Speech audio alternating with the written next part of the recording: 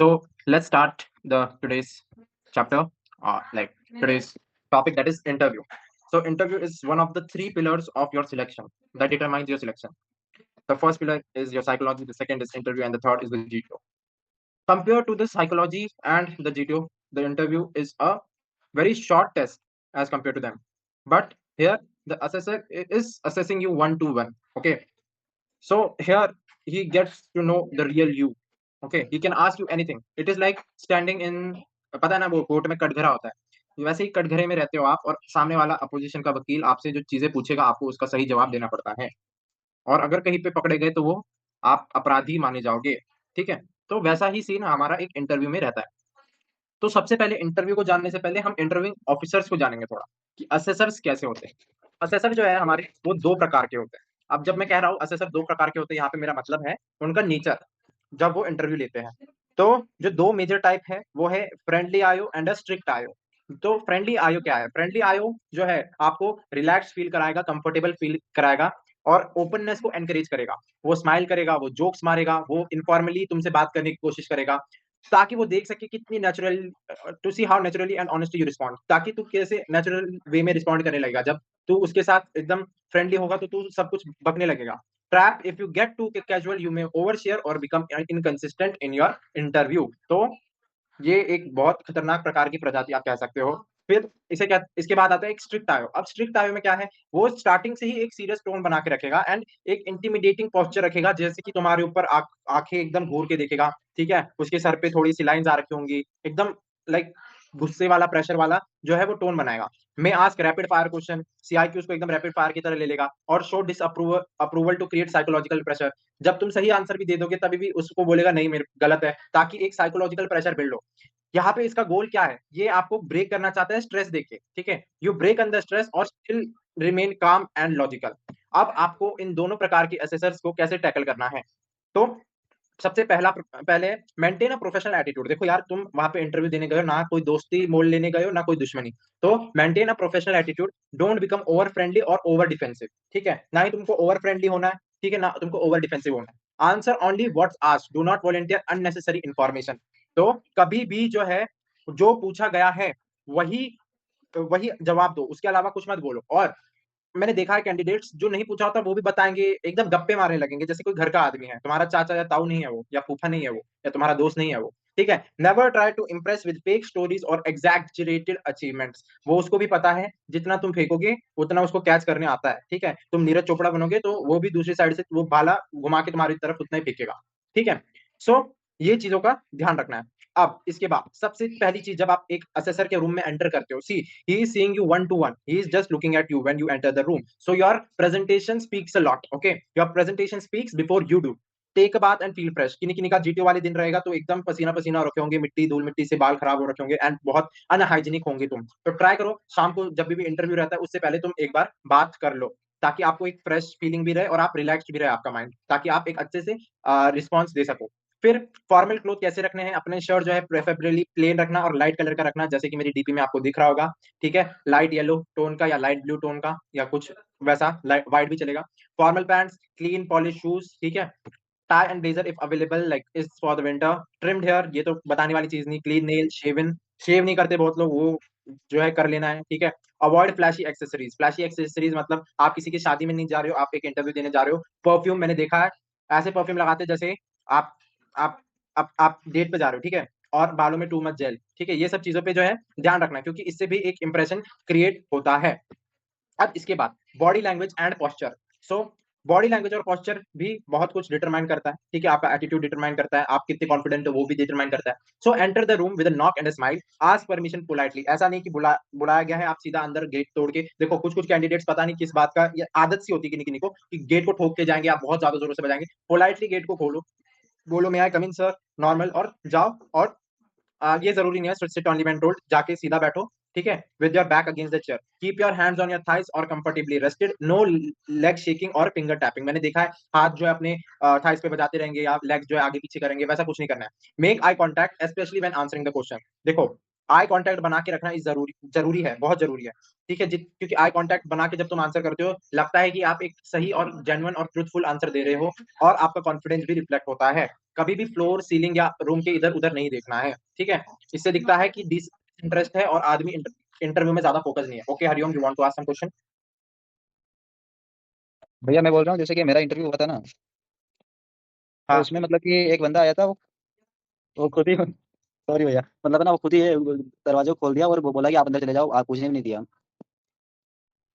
मतलब उसने ओपन कर दिया समझा था नहीं। और सर को बोल दिया उसने कि ये कैंडिडेट है, बस उसने खुद ने ओपन कर दिया, तो हमने नहीं किया गांधीनगर में। मतलब मेरे को समझा नहीं। मतलब कि मतलब जैसे हमें बुलाया था इंटरव्यू के लिए, हाँ। तो ऐसा होता है ना कि हम एक तो दरवाजे को नॉक करके जाते हैं अंदर, हाँ। बट उसने क्या, खुद ने मतलब एक आया था बंदा बाहर से, तो उसने खुद ने खोल दिया, मतलब बाहर एक वर्कर रहता है ना, जैसे कि हाँ। सफाई हाँ। कर्मचारी हूँ, उसने खुद ने खोल दिया हाँ। और उसने बोला कि ये कैंडिडेट है सर, ऐसा बोल के चला गया। हम्म। तो इसमें तो ठीक है, पूछने की जरूरत उसमें नहीं है कोई ना जैसे। प्रॉब्लम नहीं। हाँ, उसमें कोई प्रॉब्लम नहीं, वो तो ठीक है। पर जब आपको खुद जाना हो, तब ये सब प्रोटोकॉल्स को ध्यान में रखना है। ठीक है। ठीक है।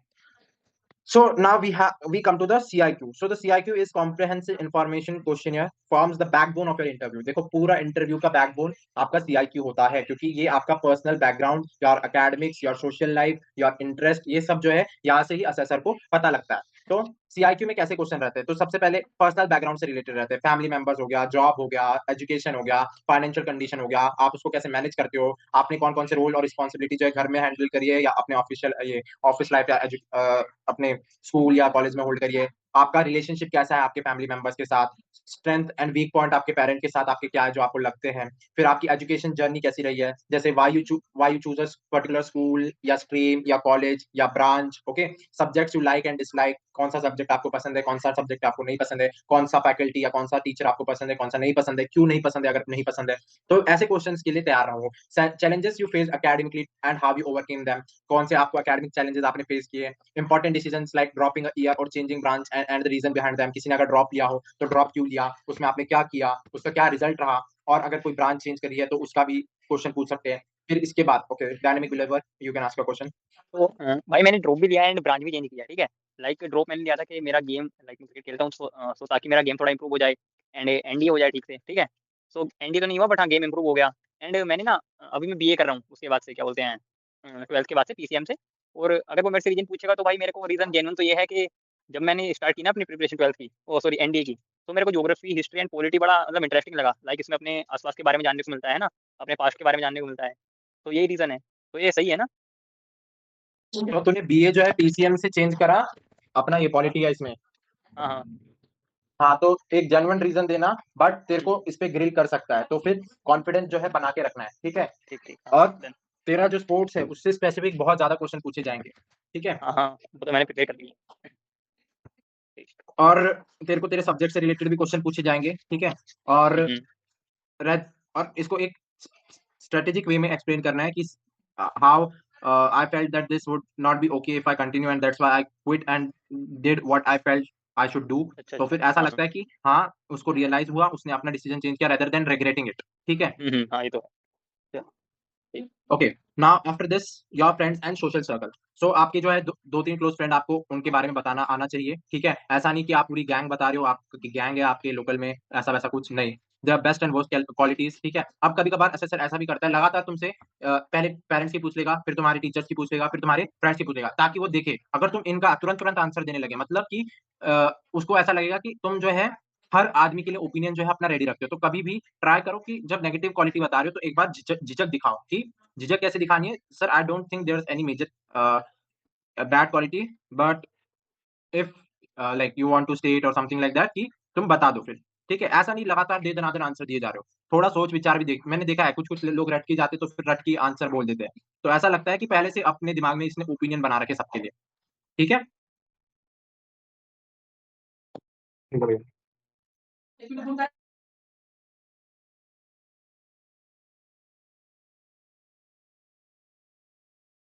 आफ्टर दिस, आपके फ्रेंड्स के साथ आपका बॉन्ड कैसा है, आप क्या एक्टिविटीज करते हो उनके साथ। अब एक्टिविटीज में आवारागर्दी नहीं दिखानी है, जेन्युइन एक्टिविटीज की, हैंग आउट करने जाते हो, कोई गेम खेलते हो, कोई स्पोर्ट्स खेलते हो, या कुछ बाहर टाइम स्पेंड करने जाते हो एंड ऑल। सो ये सब बताना है। व्हाट योर फ्रेंड्स से about you and what you say about them, ये भी जरूरी है, इसके लिए भी प्रिपेयर्ड रहो। ठीक है। अब एक्स्ट्रा करिकुलर एक्टिविटी, सी यार पीआईक्यू में देखो, पीआईक्यू हमेशा भरा भरा सा रहना चाहिए, खाली नहीं रहना चाहिए। ठीक है, अब भरा भरा का मतलब ये नहीं कि क्लास मॉनिटर था मैं ये लिख दूंगा, नहीं। ठीक है, अच्छे से लिखो अपना पीआईक्यू, अगर कोई अच्छी पोजीशन होल्ड करी लिखो, अगर एनसीसी में ज्वाइन थे तो एनसीसी के बारे में लिखो, क्योंकि फिर एनसीसी से रिलेटेड क्वेश्चंस भी आएंगे। ठीक है, जो आप कैंप्स करते हो, ठीक है, आप जो एक्सरसाइजेस करते हो, फिर आपने क्या क्या चीजें सीखी एनसीसी में रह के, आपने क्या क्या क्वालिटीज इनहेरिट की, ये सब जो है तुमको आना चाहिए। यहाँ पे मॉनिटर वाला ये हटाना था, ठीक है, ये मॉनिटर नहीं है। ठीक है, head boy, head girl, club coordinator, ये सब जो है मेंशन करना है। What you learn from each experience, और जो भी पोजीशन होल्ड करते हो, जो भी चीज अपनी जिंदगी में करते हो, इससे आपको क्या एक्सपीरियंस मिला और आपने क्या क्वालिटीज सीखी, वो बतानी आनी चाहिए। अब हॉबीज एंड इंटरेस्ट, तो hobbies and interest, okay, dynamic believer, doubt. भाई जो इस बार ना पीआईक्यू फॉर्म पहले ही भरवा लिए उन्होंने, है ना। और जब पीआईक्यू भर रहे थे ना, तो उसके अंदर मतलब वर्ड्स लिखने की एक लिमिट थी कि तुम इससे इतने वर्ड लिख सकते हो। तो फिर मैं बस 2 ही अपनी एक्स्ट्रा को करिकुलर एक्टिविटी डाल पाया। तो फिर वहाँ पे एक्स्ट्रा बता सकता हूँ अगर वो पूछे तो? हाँ, वहाँ पे एक्स्ट्रा बता सकते हो। और सुनो, जब हुँ, फॉर्म भी भर रहे हो ना, तो कैसे भरो कि तुम ज्यादा से ज्यादा मेंशन कर पाओ। ठीक है, हुँ, हुँ। ज्यादा से ज्यादा हाँ, मेंशन कर ठीक। पाओगे कैसे, कि जो है उसको शॉर्ट में लिखने की कोशिश करो, ज्यादा हुँ, स्पेसिस हुँ। मत दो या ज्यादा लॉन्ग एलोंगेट मत करो अपनी एक्टिविटीज को। हाँ, ओके, ठीक है, ठीक। इसके बाद ये मेरे को लग रहा है कि एक तरीके से इनको स्क्रीनिंग में भी मदद करेगा, तो इंपॉर्टेंट बन जाता है मे बी। ठीक है, सो दैट्स वन थिंग। अब हॉबीज एंड इंटरेस्ट के बारे में बात करते हैं, तो हम अपनी हॉबीज और इंटरेस्ट जो है जेन्युइन बताओ, don't say reading cycling unless you actually do them. जब तक तुम अगर कोई चीज करते नहीं हो तब तक बोलो मत। डायनेमिक अभी भी डाउट है क्या कोई? Okay, so be ready for deep questions. अब डीप क्वेश्चंस कैसे, अगर तुमने कोई ऐसे झूठ बोला, सपोज तुमसे रीडिंग, तो वो पूछ लेगा आप कौन सी बुक पढ़ रहे हो। सपोज आपने इस क्वेश्चन की तैयारी कर रखी थी, आपने कह दिया कि मैं एल्केमिस्ट पढ़ रहा हूँ, तो वो राइटर का नाम पूछ लेगा। सपोज आपको राइटर का नाम भी याद है तुक्के से, बट फिर वो बुक, अगर उसने गलती से भी वो बुक पढ़ी हो पहले, तो वैसे वो जो क्वेश्चन पूछता है वो उसके लिए खुद भी प्रिपेयर्ड रहता है, तो वो पता लग जाएगा उसे कि तुमने बुक पढ़ी है कि नहीं पढ़ी है। ठीक है, so how do does the hobby help you in life. So ये सब क्वेश्चंस के लिए रेडी रहो, क्योंकि अगर तुमने कहीं पे झूठ बोला है और वो वहां पे डिग डीप करेगा, तो अगर उसने डिग डीप किया और उसे पता लगा कि ये तो झूठ बोल रहा था, तो ये बहुत नेगेटिव साइड दिखाता है तुम्हारा। ओके, फिर इसके बाद आता है हमारा sports. Mention if you play team और सोलो स्पोर्ट्स। कभी भी ट्राई करो कि टीम स्पोर्ट्स को ज्यादा दिखाओ, सोलो को कम, बट कुछ नहीं, सोलो भी ठीक है, स्पोर्ट्स दिखने चाहिए, बट टीम स्पोर्ट्स को ज्यादा वैल्यू मिलती है, क्योंकि क्या होता है उसमें एक टीम बॉन्डिंग और टीम वैल्यू जो है आती है, और इससे बहुत सारी क्वालिटीज जो है, ऑफिसर लाइक क्वालिटीज भी इन्वॉल्व होती है। ठीक है, अब उसके बाद आपका रूटीन कैसा है। ठीक है, वीकेंड्स पे, संडेज पे भी। ठीक है, अगर आप टाइम वेस्ट करते हो तो बताओ कि क्यों करते हो, और क्या आप कैसे इसको इंप्रूव कर रहे हो, बट ट्राई करो कि नहीं बोलो कि टाइम वेस्ट करते हो, कुछ ना कुछ प्रोडक्टिव जो है दिखना चाहिए आपके पूरे रूटीन में। अब पर्सनल इनसाइट क्वेश्चन। ठीक है, why do you want to join arm force, सबसे इंपॉर्टेंट क्वेश्चन है, जिसमें आपका बहुत कुछ डिटरमाइन करता है। आपका साइको आपको देखने का नजरिया उस पर डिपेंड डिपेंड करता है। देखो, उसको रियलिस्टिक दिखाना है, मेरे को ऐसा कोई आंसर नहीं चाहिए कि to serve the nation, to eat pension, to eat money. नहीं भाई, ऐसे ही नहीं बताने हैं। Link it with discipline, leadership, adventurous life, patriotism, self development. Your, ठीक है, सो ऐसी चीजों के साथ लिंक करके अपना जो है रीजन बताओ for joining the arm forces. Okay, ना आपको अपनी स्ट्रेंथ्स और वीकनेसेस पता होनी चाहिए, कि एटलीस्ट 6 स्ट्रेंथ और 6 वीकनेसेस, और हमेशा ऑनेस्ट रहो, स्पेसिफिक रहो, क्योंकि देखो ऐसा कोई नहीं है जो एकदम परफेक्ट परफेक्ट बन के आया है इस दुनिया में। ठीक है, everyone has some strength, have some weakness, so don't say I have no weakness. Include how are you working on your weakness, आप अपनी वीकनेस को ठीक करने के लिए कैसे काम कर रही हो, ठीक है, और आपने कितना इंप्रूव करा है। Have 1 2 examples ready where you made a mistake and improve from. ठीक है, तो वो आपको एग्जाम्पल भी पूछ सकता है, और अगर नहीं पूछ रहा तो अगर आपको लग रहा है कि आपने एक बहुत खराब ही क्वालिटी बता दी है, तो उसके लिए एक एग्जाम्पल भी फ्रेम करके बता दो, और उसको कैसे इंप्रूव कर रहे हो वो बता दो। आपने अपने मेजर लाइफ के डिसीजन जो लिए उसके पीछे आपका क्या थॉट था। अब डायनेमिक बिलीवर तेरे से पूछ सकते हैं कि पहले जब तूने पीसीएम लेने का सोचा था, तो तूने क्यों ऐसा सोचा कि पीसीएम सही रहेगा, और बाद में उस डिसीजन को चेंज करने के लिए तेरे को क्यों करना पड़ा। सो ऐसे मेजर लाइफ डिसीजन पे भी क्वेश्चन फ्रेम होते हैं। फिर इसके बाद आपके एकेडमिक नॉलेज को टेस्ट किया जाता है। 10+2 एंट्री में ज्यादातर 10वीं 11वीं और 12वीं से रिलेटेड ही क्वेश्चन पूछते हैं। ठीक है, आईओ जो है सब्जेक्ट बेस्ड क्वेश्चन पूछेगा, साइंस मैथ्स, और तुमसे पूछ भी लेगा तुमको कौन सा सब्जेक्ट पसंद है, और उससे अगर क्वेश्चन पूछा और तुमको आ नहीं रहा, तो एक नेगेटिव इंप्रेशन क्रिएट होता है। अगर आप ग्रेजुएशन में हो तो बेसिक टू मॉडरेट लेवल के क्वेश्चन पूछ सकता है। इफ फ्रॉम टेक्निकल बैकग्राउंड तो फिर तुमको टेक्निकल क्वेश्चन पूछेगा, और अगर तुम्हारा बैकग्राउंड नॉन टेक्निकल है तो नॉन टेक्निकल क्वेश्चन पूछेगा। मोस्टली यहाँ पे जो है सबका टेक्निकल बैकग्राउंड है अभी फिलहाल के लिए तो।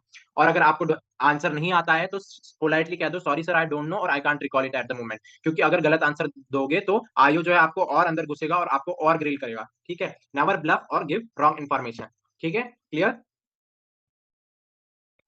हाँ, अब इसके बाद ट्रिकी और स्ट्रेस क्वेश्चंस। तो ट्रिकी और स्ट्रेस क्वेश्चंस में आपका मेंटल स्टेबिलिटी और डिसीजन मेकिंग को चेक करने के लिए और आप अपने बारे में कितना अच्छे से जानते हो वो चेक करने के लिए पूछा जाता है। जैसे कि आपने 3 बार फेल करे हो और आपको क्या लगता है अब आप रिकमेंड हो जाओगे?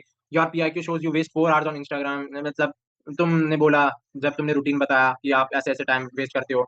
आप एनडीए में भी फेल हो गए, आप एफकैट में भी फेल हो गए, आप सीपीएफ में भी फेल हो गए, ऐसे भी पूछ सकता है, क्यों?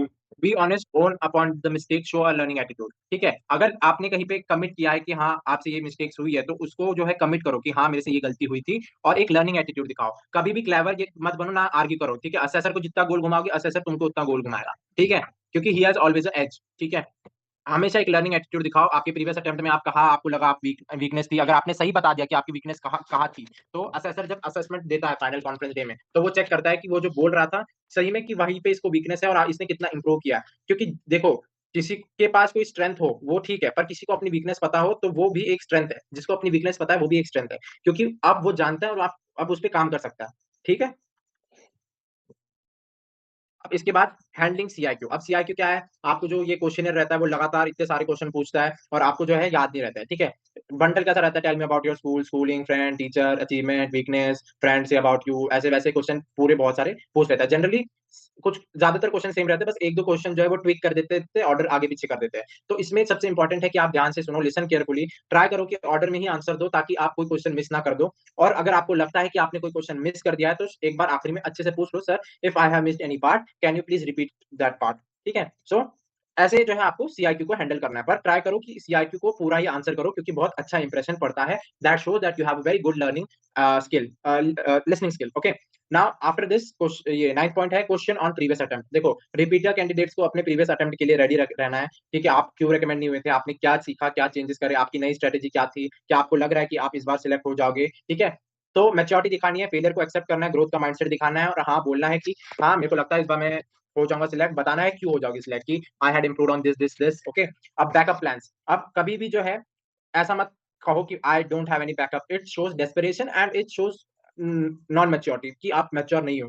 ठीक है? Everyone needs to have some backup plan. Okay, आपको मेंशन करना है आपके सेक्टर या स्ट्रीम जिससे आप की पर्सनैलिटी अलाइन करती है। Like suppose if someone is pursuing BTech, okay, BSc, so he can go to DRDO, research thing, IT sector and all. ठीक है? तो वैसा कुछ अपना रिस्पॉन्स रेडी रखो और ये रिस्पॉन्स तब दे देना है जब वो बोले कि किसी भी हद तक आपका हो ही नहीं रहा, आपका ऐसा कुछ मेडिकल रीजन हो गया कि आप जा ही नहीं सकते। ठीक है? तब अगर उसने ऐसा स्पेसिफिक नहीं बोला, ऐसा बोला कि इस बार नहीं हुआ तो आप क्या करोगे, तो आप एक बार बोलो कि I will try for the next attempt और I have and all this. अगर फिर वो फिर वापस अगर उसको ये सुनना है कि आपका फौज या डिफेंस के अलावा क्या प्लान भी है, तब आप ये प्लान बताओ। ठीक है? क्लियर? अब इसके बाद आपकी फाइनल बिहेवियरल टिप्स कि क्या-क्या रखना है। सबसे पहले शांत रहना है, ठीक है? काम, कंपोज़्ड एंड रिस्पेक्टफुल। हमेशा याद रखो कि आपसे सीनियर है, ठीक है? बट उसकी सीनियरिटी का डर नहीं होना चाहिए, ठीक है? अब इसके बाद एक जेंटल स्माइल रहनी चाहिए हमेशा, बट जेंटल स्माइल तब नहीं जब असेसर आप पे, जो मैंने दूसरे टाइप का असेसर बताया था, जो गुस्से वाला होता है, उसके सामने हँसना नहीं है। उसके सामने एकदम सिंपल अपना मुँह रखना है, ना ही एकदम दुखी, गुस्से वाला, ना ही एकदम हँसने वाला या हँसी वाला, सिंपल। ओके?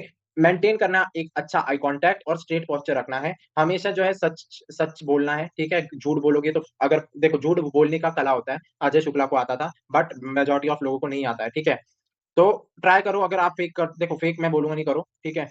अब वो आपके ऊपर है। Take a pause if you need to think. अगर आपको कुछ सोचने के लिए टाइम लगेगा तो पॉज़ ले सकते हो। अब वो पॉज़ ज़्यादा लंबा नहीं होना चाहिए और जितना पॉज़ ले रहे हो वो अच्छे से यूटिलाइज़ करो। ये मत सोचो कि मैंने पॉज़ ले लिया, यार असेसर क्या सोच रहा होगा। Take that pause to just think of what you are going to think.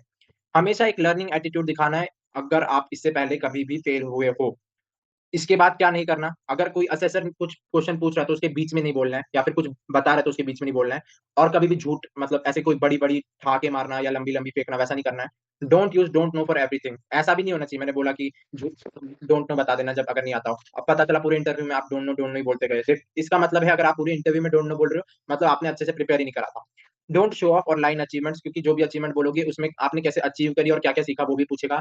Don't get defensive और पैनिक अंडर प्रेशर, और प्रेशर की सिचुएशन में जो है ब्रेकअप नहीं होना है, ठीक है? ब्रोकअप नहीं होना है, मेंटेन रखना है वैसा ही एटीट्यूड, जस्ट थोड़ा-सा काम रह के, ठीक है? Hope everything is clear till this point. Okay, Vinay, your doubt?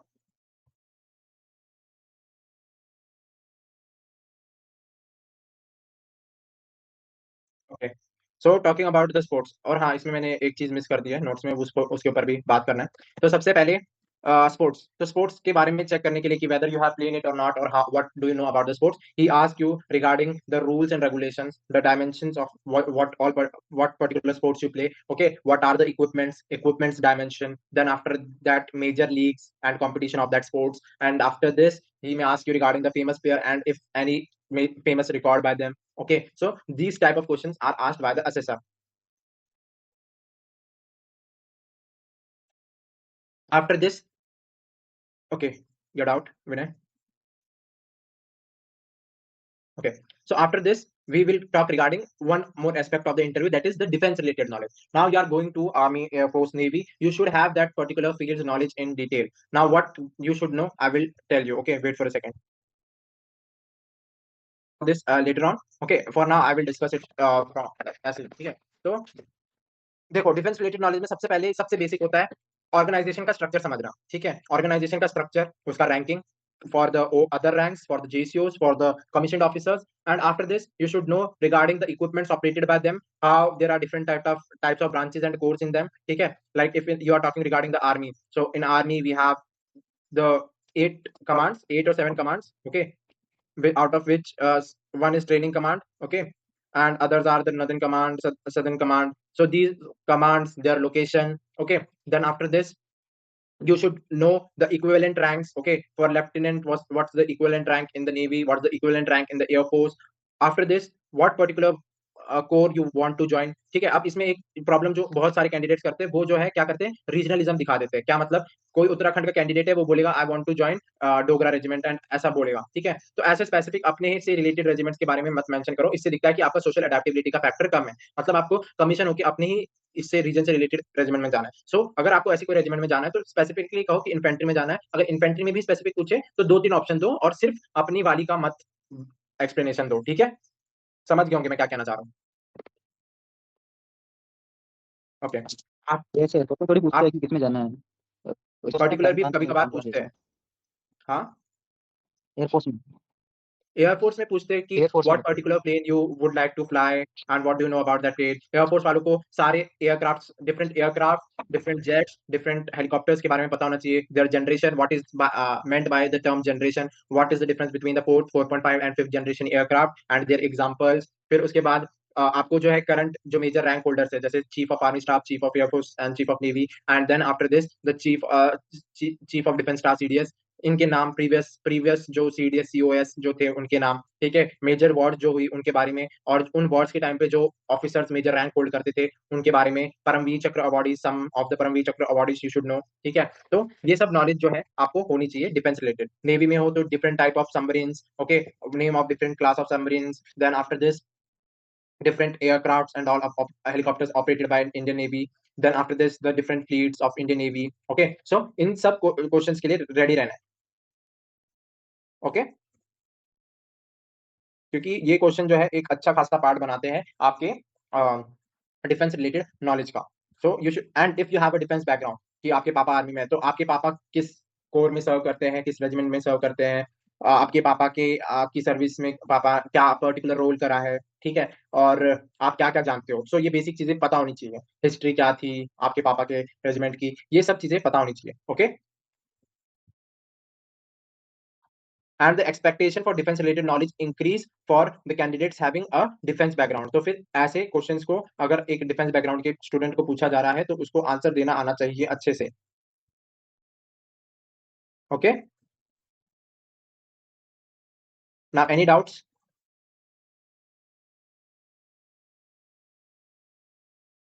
जैसे अगर स्पोर्ट्स में कम पार्टिसिपेशन लगा हो तो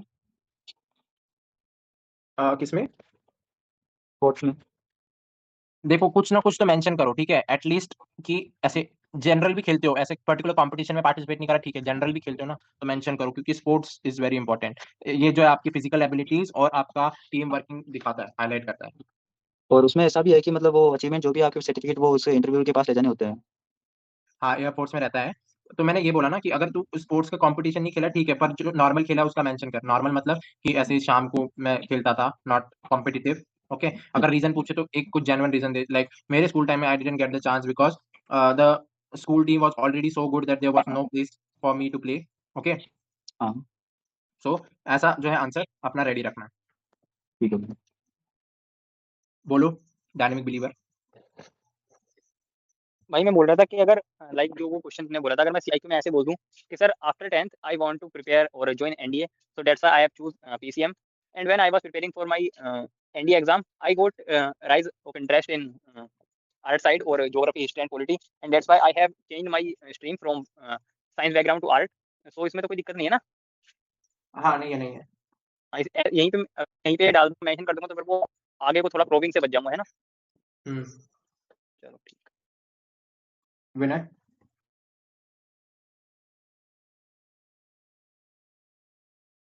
तो पहले ये रिकॉर्डिंग बंद कर, ठीक है।